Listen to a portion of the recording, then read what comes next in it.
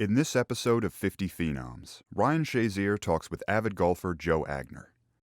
Hear how he found the motivation to overcome esophageal cancer, quadruple bypass heart surgery, gout, shingles, and back surgery, all in the same year. That was solid.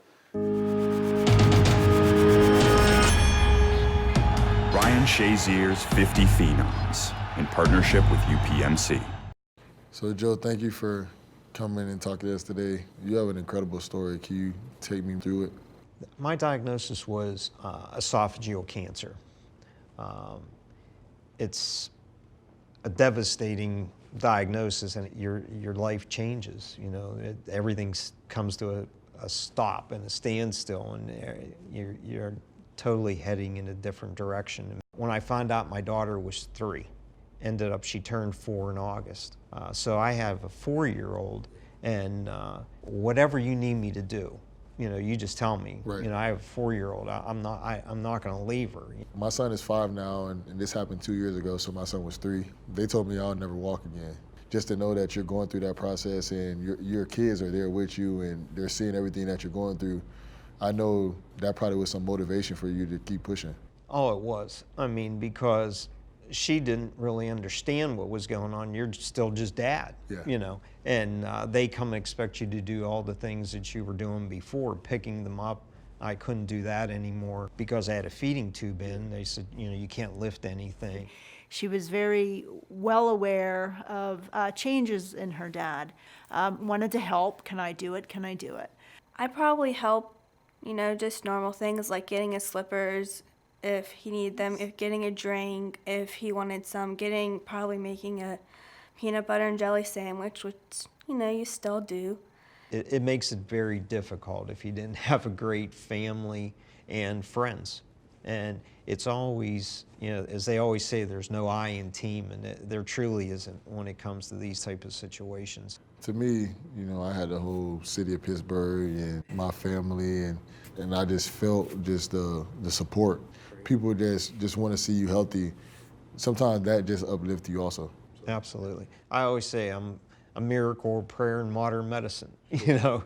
So, Joe, can you please tell me about your setbacks? With having esophageal cancer and the setbacks that kind of come from the side effects of the radiation and the chemo, initially I had the gout. I woke up one morning, I had the gout. Then 3 weeks later, wake up again, I got shingles. So finally we were to the point of surgery, and they said, well, you know, we think we should do a stress test. I go in, I'm on the treadmill, as you know, we're just trekking along. I have one at home, no problems. I come out, I thought I was, you know, good to go. Dr. Addisy, and he said, you know, I'm gonna need to talk to you. He says, Joe, you're gonna need 4 heart bypasses, like today. We don't really know how you're standing here right now. Your blockages are so severe. So severe, we're gonna take you by ambulance to Presby. And that was another one of those moments that you start to reflect again. It was like, really?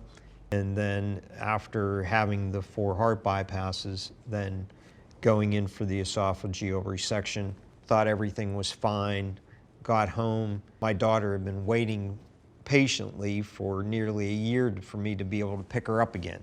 And they had taken the feeding tube out, and they said, you know, you can lift now. I pick her up, and immediately I had just this pain in my back. I felt a pop. It just brought me to my knees, and 2 of my vertebrae collapsed. So then I had to have another surgery after all those to repair my back. Dealing with all this pain, how are you able to continue to fight through it? Because I know that you're dealing with the chemo and you're trying to, you know, fight off the cancer, but you were dealing with a lot of pain and you couldn't even do nothing about it. How were you able to continue to just push? And every day I had a goal that I was going to get in the shower, I was going to get dressed. When I went to chemo, I put my dress clothes on, I had, you know, my khakis on, my polo button-down shirt. That was my way of kind of overcoming what I was going through. If I just tried to progress it like every other day, And this was my job. My job was getting through this cancer and the other side effects that come along the way. So I hear that you're a big golfer. Why do you love it? It's been a sport that's kind of given me the drive and the ambition, and it's a sport that I could continue to do even when I wasn't feeling my best, and coach for the PGA Junior League at my daughter's on. It's kind of our time together. It keeps me inspired, and seeing her grow with the game, and hopefully it'll be something that she can do for the rest of her life. So golf helped you mentally overcome what you were dealing with, but also help you grow your relationship with your daughter? Right. How do you feel this experience changed you? It started out in 2010, now it's 2020, and I've been fortunate enough to be cancer-free now for going on 9 years. So you kind of take a look at every day as a new day, and I'm going to make the best of every day because you just never know what's going to happen tomorrow. So Joe, thank you so much for telling us your inspiring story. Now you're a 50 Phenom. Thank you so much. Thank you. It's a wonderful time.